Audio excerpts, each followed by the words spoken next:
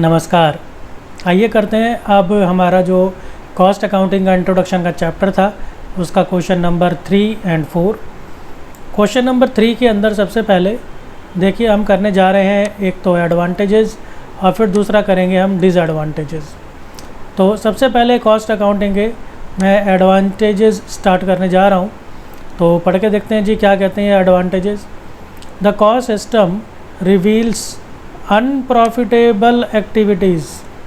Reveals मतलब पता लगाना। तो क्या होता है आपके जो कॉस्ट अकाउंटिंग का जो सिस्टम है उससे ये पता चलता है कि आपके अनप्रॉफिटेबल एक्टिविटीज़ यानी ऐसी एक्टिविटीज़ जिनसे प्रॉफिट लाभ नहीं हो रहा है वो कौन सी हैं, और ये भी पता चलता है कि लॉस कहाँ पर हो रहा है। ये पता चलता है कि इनएफिशिएंसी कहाँ पर हो रही है यानी कि अयोग्यता यानी कि बेकार काम कहाँ पर हो रहा है, जहाँ पर पूरा का पूरा लाभ नहीं हो रहा, लॉस हो रहा है, जहाँ पर काम ठीक से नहीं हो रहा, अच्छे से नहीं हो रहा है। In any form such as wastage of resources. एक ऐसा कहा जाता है under utilization of resources is wastage of resources. अगर आप अपने स्रोतों को, अपने संसाधनों को ठीक से पूरा उपयोग नहीं करते हैं तो आप उन्हें बर्बाद करते हैं।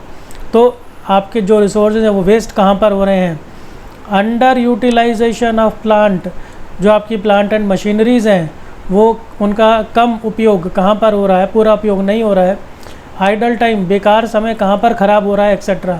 इस तरह की चीज़ों का पता चलता है आपके कॉस्ट अकाउंटिंग सिस्टम से, और जब पता चलेगा तभी जो है उनको दूर किया जाएगा। Cost accounting locates the exact cause. कारण पता चलता है किसका, एग्जैक्ट कॉज ऑफ डिक्रीज़ और इंक्रीज़ इन प्रॉफिट। अब कई बार आपको पता चलता है भाई प्रॉफिट बढ़ रहा है तो आप जानना चाहेंगे उसका कारण क्या है, ताकि उस चीज़ को मेंटेन किया जा सके, उस चीज़ को बढ़ाया जा सके। इसी तरह से आपको ये भी पता लगना चाहिए आपका प्रॉफिट कम किस कारण की वजह से हो रहा है, कम क्यों हो रहा है, फिर उस कारण को दूर किया जाएगा। या फिर आपको ये पता चले कि भाई आखिर ये लॉसेस जो है बिज़नेस में वो कहाँ से हो रहे हैं। तो ये पता होना बहुत ज़रूरी है। कई बार क्या होता है कि बिजनेसमैन को पता ही नहीं चलता कि उससे गलती कहाँ पर हो रही है, तो वो पता चलनी बहुत ज़रूरी है जो उससे पता चलती है। Identifies the unprofitable product. कई बार क्या होता है हम बहुत सारे प्रोडक्ट्स बना रहे होते हैं तो उसमें से कोई एक या एक से ज़्यादा प्रोडक्ट ऐसे होते हैं जो अनप्रॉफिटेबल होते हैं, जो हमें लाभ नहीं दे रहे हैं, तो उनका भी पता लगाया जाता है। इसी तरह से अनप्रॉफिटेबल प्रोडक्ट लाइन का भी पता चलता है। प्रोडक्ट लाइन क्या होती है, वो एक जैसे प्रोडक्ट्स का ग्रुप होती है। जैसे एक प्रोडक्ट लाइन हो गई आपकी इलेक्ट्रिकल हाउस अप्लायंसेस की, जैसे जिसके अंदर आ गया आपका पंखा आ गया, कूलर आ गया, गीज़र आ गया, इस तरह की। तो ये एक ही प्रोडक्ट लाइन हो गई। फिर इसके अलावा आगे हम देखें दीज में भी एलिमिनेटेड, तो इनको हम दूर कर देंगे, एलिमिनेट कर दें, ख़त्म कर देंगे। और ऑल्टरनेटिव मेजर्स में भी टेकन, अब ज़रूरत पड़ी तो उसको ठीक करेंगे और ठीक नहीं कर सकते तो उसको हम हटा देंगे। इसके बाद अगला हमारे पास क्या आता है, ये है cost account furnishes suitable data and information to the management. भाई मैनेजमेंट को हमारे को बहुत सारा डाटा, बहुत सारी इंफॉर्मेशन देनी होती है, तो वो सब कौन बना के देगा, वो सब बना के देगा कॉस्ट अकाउंटेंट। और इन सब के बेस पर ही क्या होता है, इन सब के बेस पर ही होती है डिसीज़न मेकिंग।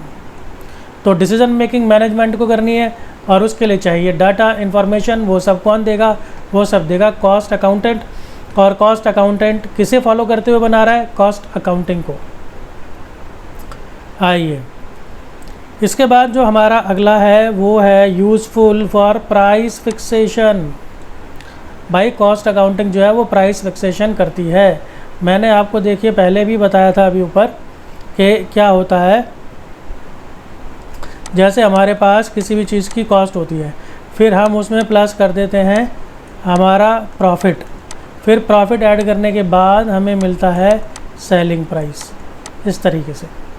तो अगर हमें सेलिंग प्राइस फाइंड आउट करना है तो उसके लिए हमारे पास पहले कॉस्ट होनी चाहिए, फिर कॉस्ट का एक फ़िक्स परसेंटेज हम उसमें जोड़ देंगे एज प्रॉफिट, और फिर उससे हमें मिल जाएगा सेलिंग प्राइस। आइए आगे चलते हैं। With the application of standard costing, और दूसरा क्या है, budgetary costing methods, the optimum level of efficiency is set. ये दो तरह की कॉस्टिंग मेथड्स हैं। ये एक है स्टैंडर्ड कॉस्टिंग, जिसके अंदर हम एक स्टैंडर्ड जो है वो अपना सेट करते हैं। सपोज़ हमने सेट कर दिया, यहाँ पर मैं आपको बताऊं, सपोज़ हमने एक जो स्टैंडर्ड है वो स्टैंडर्ड हमने यहाँ पर सेट कर दिया कि भाई कॉस्ट होनी चाहिए 5 रुपये। लेकिन जब हमने असली में काम किया, जब हमने ओरिजिनली काम किया तो उसकी कॉस्ट आई 6 रुपये। तो ये जो वेरिएंस आया, डिफरेंस आया 1 रुपये का, अब इस 1 रुपये के डिफरेंस को दूर करने के लिए कई चीज़ें की जाएंगी। ये देखा जाएगा कि ये किस वजह से ऐसा हो रहा है। हमने जो स्टैंडर्ड सोचा था वो हमें नहीं मिल पाया, तो क्यों नहीं मिल पाया, ताकि हम जो अपना हमारा स्टैंडर्ड है, हमारा टारगेट है 5 रुपये की कॉस्ट का, उसे अचीव कर पाएँ। तो इसी तरह से हमारे पास देखिए बजटरी कंट्रोल भी है, जिसके अंदर हम सेट करते हैं, बजट बनाते हैं कि हम इतना माल इतनी कॉस्ट में बना लेंगे। तो ये टेक्निक्स हैं जिनसे हम अपनी कॉस्ट को लिमिट करते हैं, लिमिट में रखते हैं। तो ये बड़ी अच्छी टेक्निक्स हैं। इससे क्या होता है, हमें ऑप्टिमम लेवल ऑफ एफिशिएंसी मिलती है, यानी कि हम अपना काम और ज़्यादा अच्छे से कर पाते हैं, यानी काम कम फ़ायदा ज़्यादा। Cost comparison helps in cost control. आप कॉस्ट कंपेयर करते हैं ताकि आप कॉस्ट को कम कर सकें, कंट्रोल कर सकें। कंपैरिजन में भी पीरियड टू पीरियड कंपैरिजन कैसा करेंगे आप, जैसे अपने पिछले साल का इस साल के परफॉर्मेंस से आप कंपैरिजन कर सकते हैं।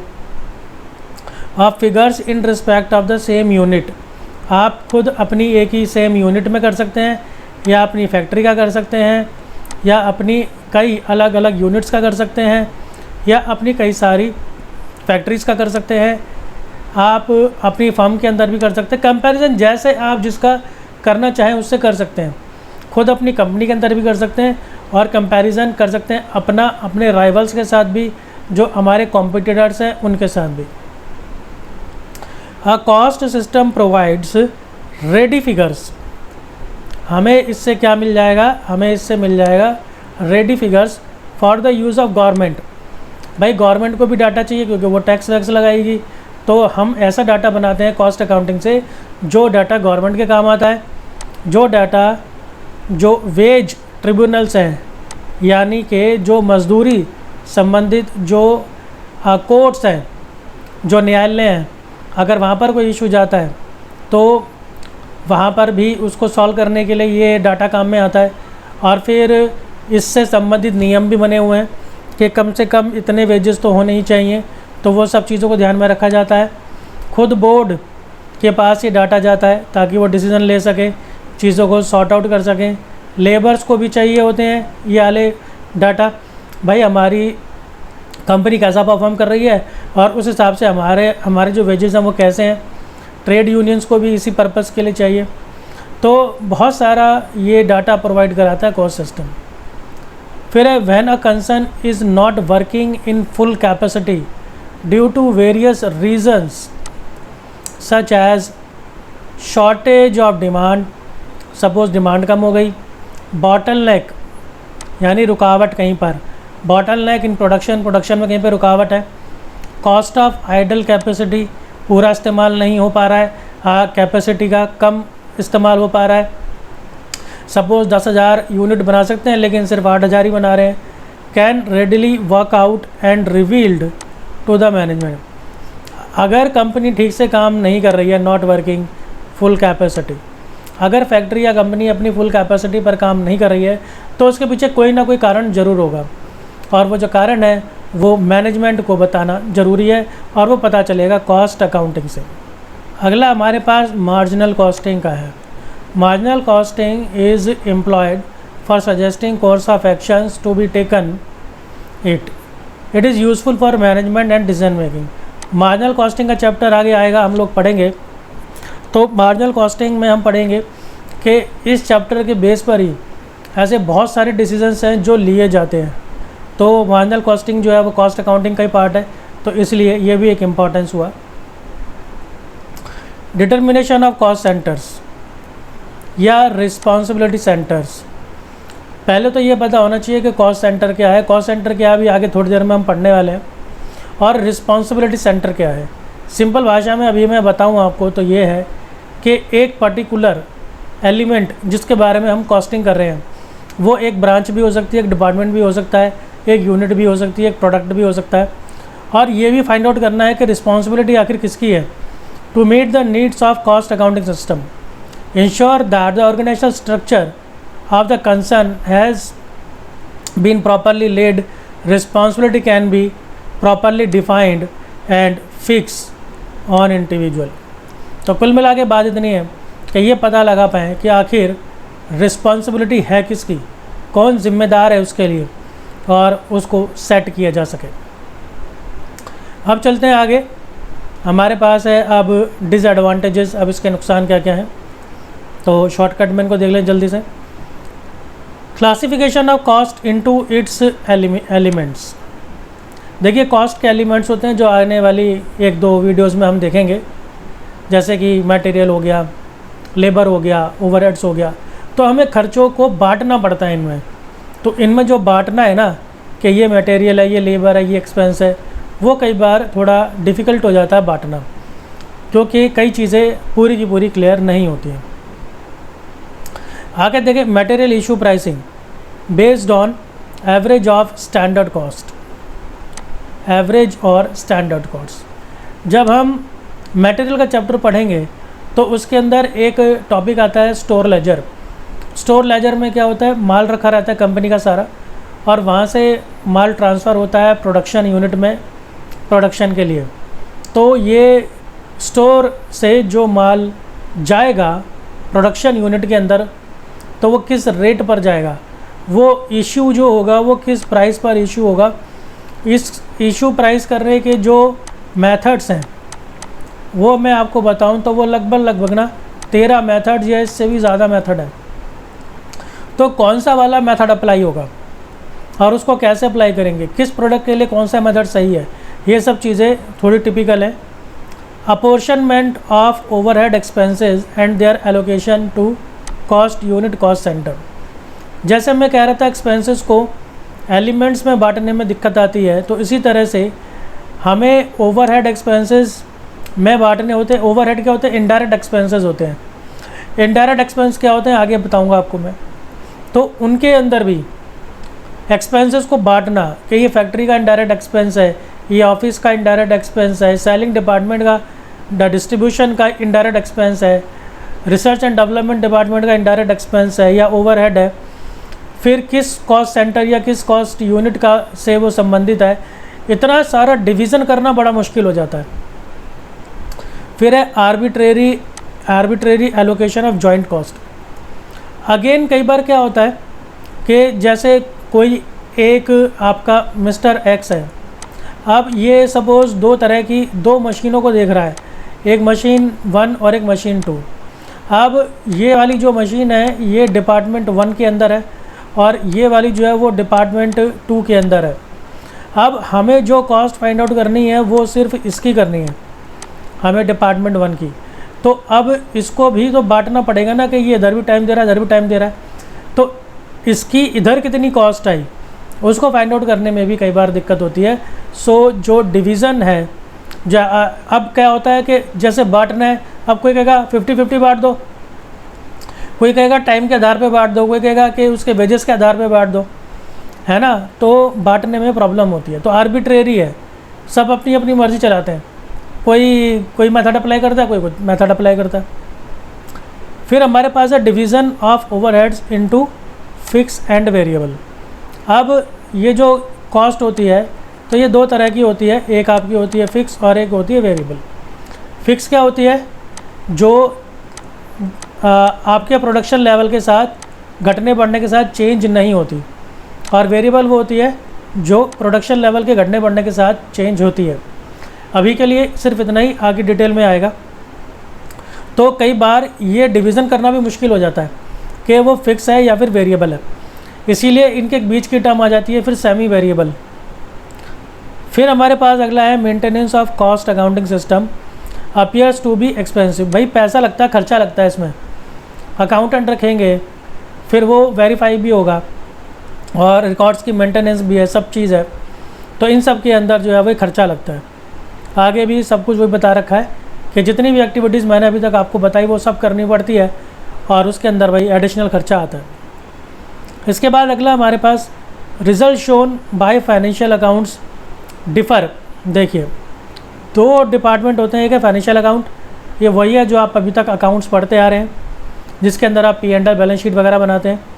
ये डिफ़र करता है किसके रिज़ल्ट से? जो कॉस्ट अकाउंटेंट्स ने बनाए। तो आप ये समझ लीजिए अभी के लिए फ़िलहाल सिंपली कि दो अलग अलग डिपार्टमेंट होते हैं कंपनी में, एक फाइनेंस वाला और एक कॉस्ट वाला। फाइनेंस वाला हो गया जो आपके P&L वगैरह बनाता है, P&L बैलेंस शीट, जो अकाउंट्स आज तक पढ़ते आए हैं, और कॉस्ट अकाउंटेंट जो अब ये पढ़ रहे हैं। तो दोनों अपने अपने रिकॉर्ड्स बनाते हैं। जो फाइनेंशियल वाले हैं वो बनाते हैं P&L अकाउंट, और जो कॉस्ट अकाउंटेंट वाले हैं वो बनाते हैं कॉस्ट शीट। तो दोनों के फाइनली दोनों के दोनों लास्ट में प्रॉफिट ही निकालते हैं, लेकिन दोनों के प्रॉफिट में डिफरेंस होता है। इस पर भी अपना अलग चैप्टर है। तो वो यही बात कह रहा है कि इनके जो रिज़ल्ट्स हैं इनके अंदर डिफरेंस होता है, और इसीलिए जो है ये कई बार क्या होते हैं, एक्यूरेट भी नहीं होते। क्योंकि जो कॉस्ट अकाउंटिंग है वो क्या है, कॉस्ट अकाउंटिंग पूरी की पूरी बेस्ड होती है एस्टिमेशन पे। इसके अंदर हर चीज़ जो है जनरली वो एस्टिमेटेड ही होती है, अंदाज़ों के आधार पर ही होती है, हकीकत में नहीं होती, एक्चुअल में नहीं होती है। एक्चुअल में तो फाइनेंशियल अकाउंटिंग होती है, क्योंकि वो सब कुछ हो जाने के बाद रिकॉर्डिंग होती है। लेकिन जो कॉस्ट अकाउंटिंग है उसका काम शुरू होता है प्रोडक्शन के पहले से ही, तो उसको पहले से अंदाज़ा लगाना पड़ता है कॉस्ट कितनी कितनी आएगी। तो इसलिए इसके अंदर सब कुछ एस्टिमेशन बेस पर ही होता है, ज़्यादातर चीज़ें इसके अंदर एक्यूरेट नहीं होती है। आगे देखें तो एक पॉइंट और है हमारे पास, cost accounting lacks of uniform procedure. इसमें जो बनाने के प्रोसीजर्स हैं, अकाउंट्स बनाने के जो प्रोसीजर हैं वो एक जैसे नहीं है, एंड फॉर्मेट्स, और फॉर्मेट भी एक जैसे नहीं है। The cost accounting product service keeping in view the limitation all cost account result can be taken mayor estimates. जो मैंने अभी आपको बताया कि इसके अंदर हर चीज़ क्या होती है, ज़्यादातर चीज़ें जो होती है वो एस्टिमेटेड होती है।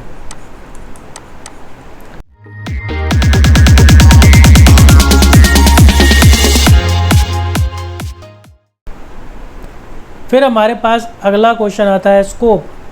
कॉस्ट अकाउंटिंग का स्कोप क्या है? तो कॉस्ट अकाउंटिंग का स्कोप अब हम देख लेते हैं। सबसे पहले इसमें आता है जी कॉस्ट असरटेनमेंट। ये हम पहले भी पढ़ चुके हैं। कॉस्ट असरटेन का मतलब होता है कॉस्ट को फाइंड आउट करना कि लागत कितनी आ रही है। तो ये भी कह सकते हैं कि भाई ये तो मेन ऑब्जेक्टिव है ही, मेन पर्पज़, मेन उद्देश्य तो यही है कॉस्ट अकाउंटिंग का कि भाई ये बताओ कॉस्ट क्या आ रही है, किसी भी प्रोडक्ट की कॉस्ट क्या आ रही है, तो ये बता दो बस तुम, ठीक है ना।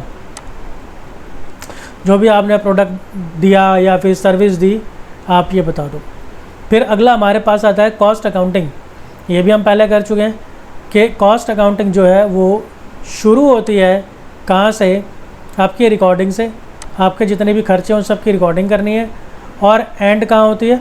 एंड होती है आपके जो भी आप डाटा बनाएंगे, स्टैटिस्टिकल डाटा बनाएंगे, उस पर ये एंड हो जाती है, यानी जो भी रिपोर्ट्स वगैरह बनाई उन सब पे। फिर है एनालिसिस ऑफ कॉस्ट। अब यहाँ पर ना कॉस्ट को एनालाइज करा जाता है। ये देखा जाता है कि कौन कौन से फैक्टर्स हैं।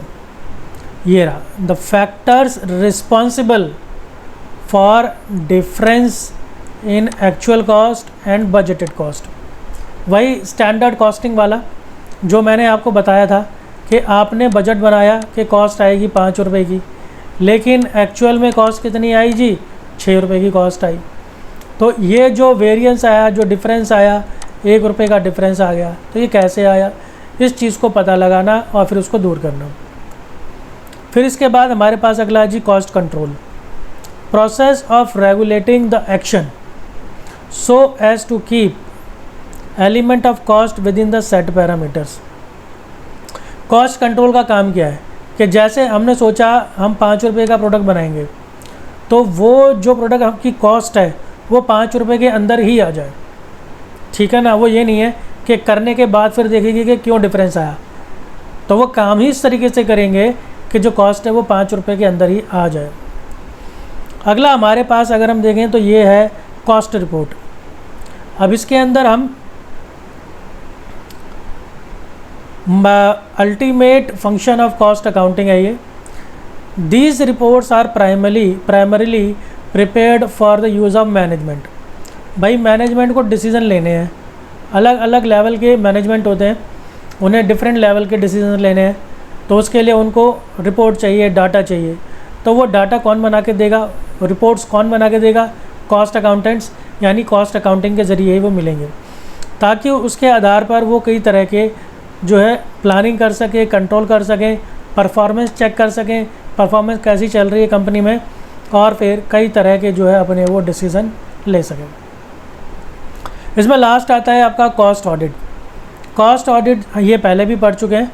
ये है वेरिफिकेशन ऑफ करेक्टनेस, कि जो आपने कॉस्ट अकाउंट्स बनाए हैं वो सही बनाए हैं या फिर नहीं बनाए हैं, उनको चेक करना। ये भी देखना कि वो कॉस्ट अकाउंटिंग प्लान के साथ अधर है या नहीं, यानी उन्हीं के हिसाब से हो रहे हैं या फिर नहीं हो रहे हैं। इट इज़ यानी कि जो हमने सोचा था कि कॉस्ट लेकर आएंगे हम 5 रुपये की, तो वो 5 रुपये की कॉस्ट अचीव करने की तरफ जो प्लान हमने बनाए थे उन प्लान के हिसाब से काम हो रहा है या नहीं हो रहा है। Its purpose is not only to ensure arithmetic accuracy. सिर्फ अरिथमेटिक एक्यूरेसी यानी कि कैलकुलेशन चेक नहीं करनी है, बट उससे आगे चल के ये भी देखना है कि कॉस्ट अकाउंटिंग के प्रिंसिपल्स और जो रूल्स हैं वो अप्लाई हो रहे हैं या फिर ठीक से नहीं हो रहे, ये सब भी देखना है। तो इसमें इस वीडियो में हमने 2 इम्पॉर्टेंट क्वेश्चन देखे। अब इससे आगे वाली वीडियोज़ में हम और इम्पॉर्टेंट क्वेश्चन देखेंगे। अब मैं मिलता हूँ आपसे अगली वीडियो में। धन्यवाद।